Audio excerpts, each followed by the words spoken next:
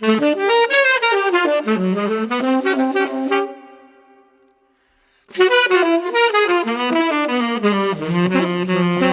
to a new edition of the Neon Jazz Interview Series with the jazz duo of Jessica Jones and Tony Jones.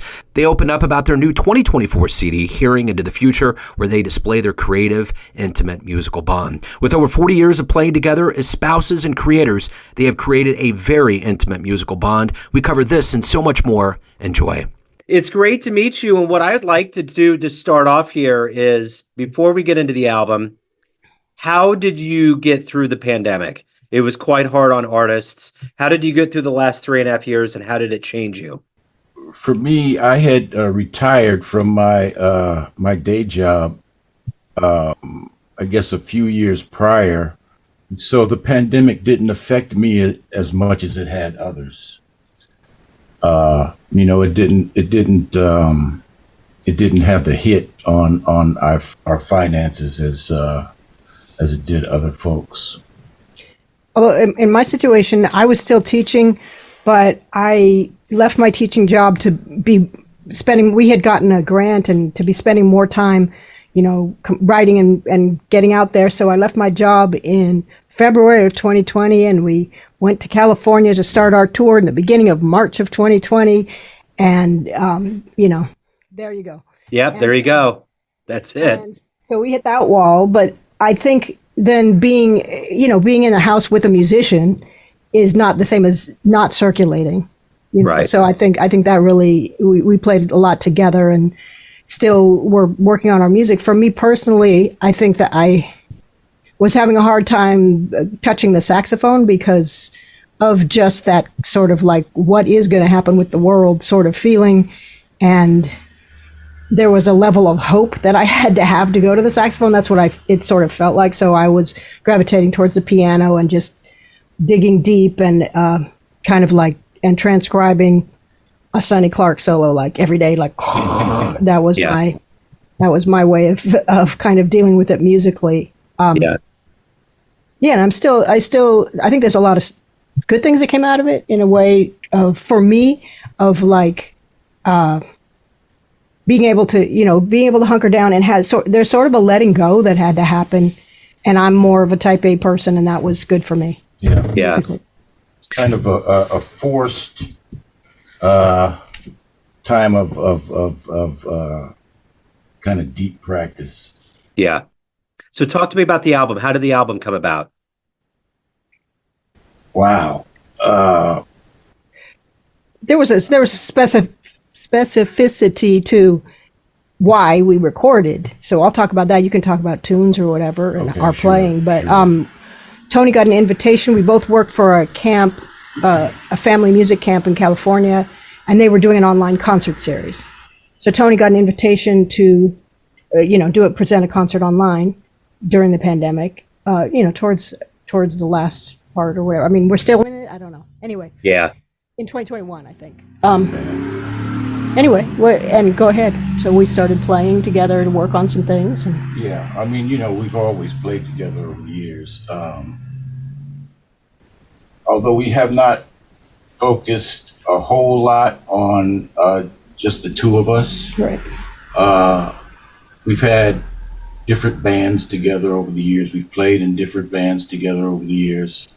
And we have done, I don't know, a handful of duet concerts over the years, just Jesse and I, both with her on piano and with her just on the saxophone. That's true. We've done both kinds.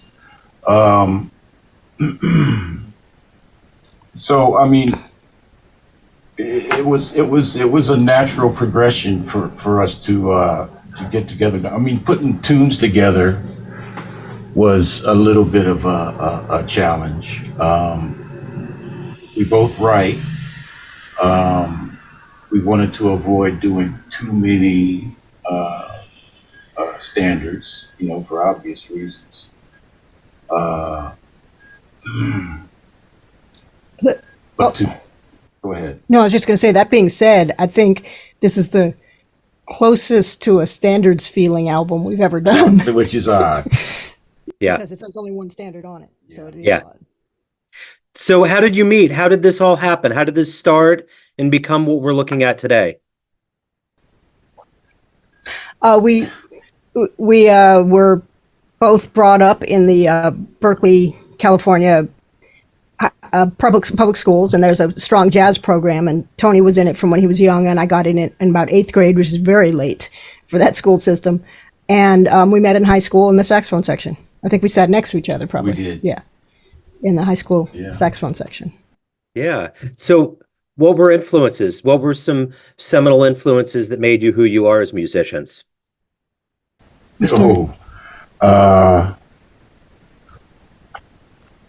Coltrane, Sonny Rollins, Mingus, Ornette Coleman, Hank Mobley. Jesse's written down here, Hank Mobley.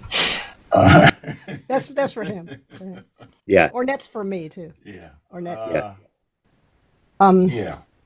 Yeah. I mean, Tony had a lot of straight ahead in his house. I did. And more progressive jazz, and I didn't really come to jazz until, like I said, 8th or 9th grade. So I was like 12. But Monk, Mingus, I think we have a lot of meeting ground. Yeah, meeting ground, like Monk, Mingus, Miles, Ornette. Yeah. What's the best part of the creation process? What do you enjoy to collaboratively come together on projects? How does that work? What do you look forward to the most? The improvising together, or dissecting a tune, just playing together. I think it kind of like the first time. Like we have an idea, like, is this going to work? And we play it, and just to see what happens the first time, like what direction it takes is and the most something fun. Always usually comes of it. Yeah. Yeah. So why do you love jazz? You got to talk about your family. Well, yeah, it's like it's kind of the only thing I knew, in my house anyway. I mean, not that I wasn't exposed to other things, but it was the primary music, at least in my house growing up. And I heard it every day. It wasn't a big TV household, so it was hugely important. Yeah.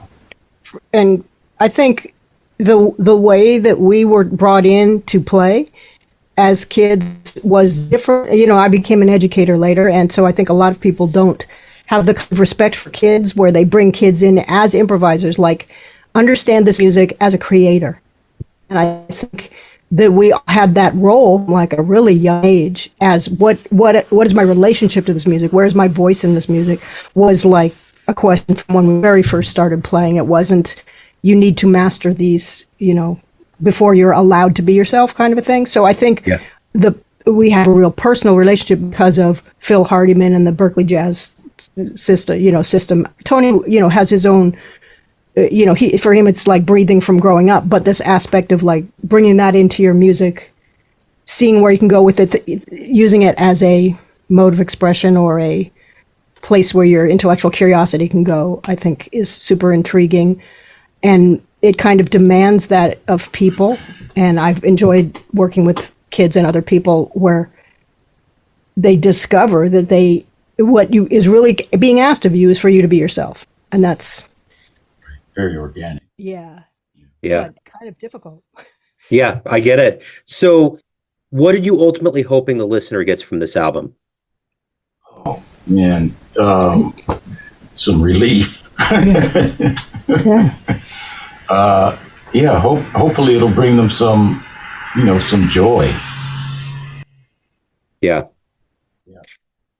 So at the end of the day, as the creators of this album and as, distinct musicians, everyone has this perception of you, but you ultimately run the show. Family, friends, fans. What's your perception of you? Who do you think you are? Wow, that's a jazz musician. Yeah. You took a quick one. Yeah. That's. Who do you think you are? beyond that, I'm a jazz musician with hobbies. I spent 20 years as a woodworker, as a profession, but I never thought of myself as anything other than a jazz musician, even when I was, in that world. I'm grateful that one of your hobbies was supporting the family. Well, a huge family man. Yeah. Yeah. Who do you see yourself as? What do you see yourself as? Well, everybody has this perception. There's all these perceptions. Ultimately, your perception is what drives the boat. So it's more about what's your perception of you. I feel like I'm most comfortable thinking of myself as just, one of the citizens on the planet trying to make something that makes meaning for me in those whatever amounts of year I have in this organic sack. That people connect. Absolutely. So if anyone wants to pick up this album, any live shows, anything coming up in 2024? Yeah, we are working on something in California and probably something in we haven't got the final date but I can send it to you, in New York in February. Okay. So where's the best place for people to pick up the album? I'm going to say Bandcamp. Okay. Posted soon, but we also have our own website where it's available from there, and it's available now there. At Bandcamp, it's going to wait for the actual release date. And our website is www.rivainc.org/Riva Records, because that's the nonprofit that we run, and the record company is a leg of this nonprofit that has a lot of musical missions. Okay, excellent. Well, hey, thank you so much for opening up. Thanks for giving me a little bit of insight into the album and your world of music. I appreciate it. Have a great 2024. Thank you. You too. Thanks for tuning in to another Neon Jazz interview, where we give you a bit of insight into the finest players and minds in New York, Kansas City, and spots all over the world, giving fans all that jazz. Thanks to both Jessica and Tony for their time, energy, and story. If you want to hear more Neon Jazz interviews, you can find us on Spotify and Apple Podcasts. Subscribe to us at YouTube, and for everything Neon Jazz, go to theneonjazz.blogspot.com. Until next time, enjoy the jazz, my friends.